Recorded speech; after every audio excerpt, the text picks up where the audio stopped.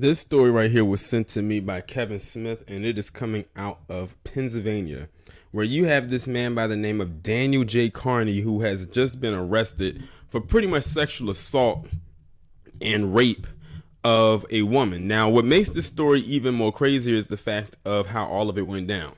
So this man, Daniel J. Carney, was set to get married to what will now be his ex-fiance, considering what he did.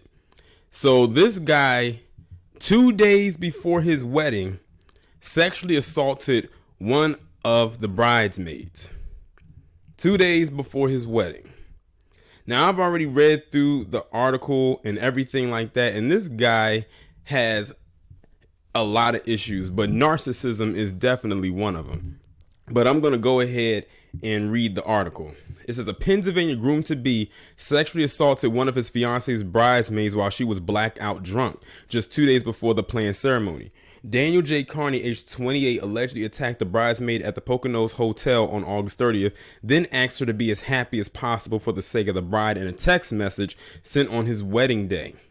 The 29-year-old woman from Oregon was in town for Carney's September 1st wedding and spent the day of the alleged assault drinking and rafting on the Delaware River with other members of the wedding party. The group arrived back at the Shawnee Inn around 8 p.m. By that time, the bridesmaid was highly intoxicated and unable to stand on her own. So the bride asked Carney to help her out her inebriated friend.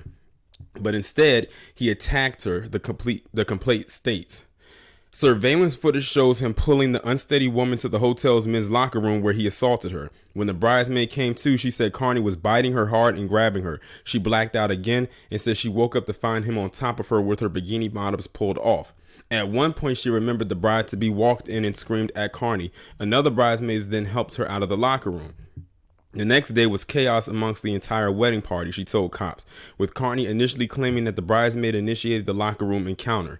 That morning, he called to apologize according to the complaint, but she told him she felt extremely violated and upset.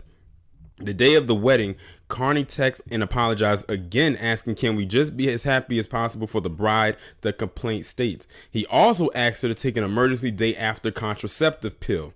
Police listened to a call between Carney and the victim, during which he denied they had sex but admitted sexually assaulting her and apologized, the complaint states. During an interview with troopers, Carney first claimed he was drunk and felt like he was taken advantage of by the victim, and then changed his story to admit he grabbed her arm and pulled her into the locker room. A friend of Carney's told CNN the couple went through with the... Are you serious?